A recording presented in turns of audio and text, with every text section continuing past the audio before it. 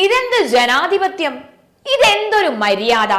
മറ്റൊരു മാനദണ്ഡങ്ങളുമില്ലാതെ ഒരു കുടുംബത്തിൽ ജനിച്ചു എന്നതുകൊണ്ട് മാത്രം അധികാര സ്ഥാനങ്ങളിൽ ഒരാൾ പ്രതിഷ്ഠിക്കപ്പെടുന്നുണ്ടെങ്കിൽ ഈ പഴയകാല രാജവാഴ്ചയും കോൺഗ്രസ് പാർട്ടി മുന്നോട്ട് വെക്കുന്ന ജനാധിപത്യവും തമ്മിൽ എന്ത് വ്യത്യാസമാണുള്ളത്?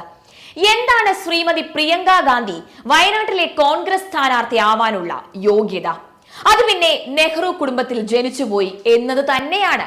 പിന്നെ ഇന്ത്യയുടെ പ്രധാനമന്ത്രിയായിരുന്ന ജവഹർലാൽ നെഹ്റുവിന്റെ മകളായ പ്രധാനമന്ത്രിയായിരുന്ന ഇന്ദിരാഗാന്ധിയുടെ മകനായിരുന്ന പ്രധാനമന്ത്രിയായിരുന്ന രാജീവ് ഗാന്ധിയുടെ മകനായ ജനിച്ചപ്പോൾ തന്നെ കോൺഗ്രസിന്റെ പ്രധാനമന്ത്രിയായി പ്രഖ്യാപിക്കപ്പെട്ട രാഹുൽ ഗാന്ധിയുടെ സഹോദരി. അതിനപ്പുറം മുത്തശ്ശി ഇന്ദിരാഗാന്ധിയുടെ അതേ മൂക്കല്ലേ പ്രിയങ്ക ഗാന്ധിക്കുമുള്ളത്? അതേ സാരി തന്നെയല്ലേ പ്രിയങ്കയും ഉടുക്കുന്നത്? അതേ സ്റ്റൈലിൽ തന്നെ. അതിനപ്പുറം ഒന്നുമില്ല. ഇക്കാലം അത്രയും ഈ കുടുംബത്തിന്റെ പേരും പറഞ്ഞ് നടന്നതല്ലാതെ ഈ നാട്ടിലെ സാധാരണക്കാർക്ക് വേണ്ടി, പാവപ്പെട്ടവന് വേണ്ടി ഒന്നുമേ ചെയ്തിട്ടില്ല.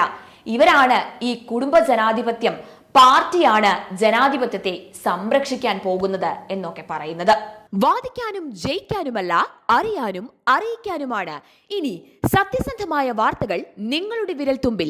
എത്രയും വേഗം സബ്സ്ക്രൈബ് ചെയ്യൂ SN media news YouTube channel.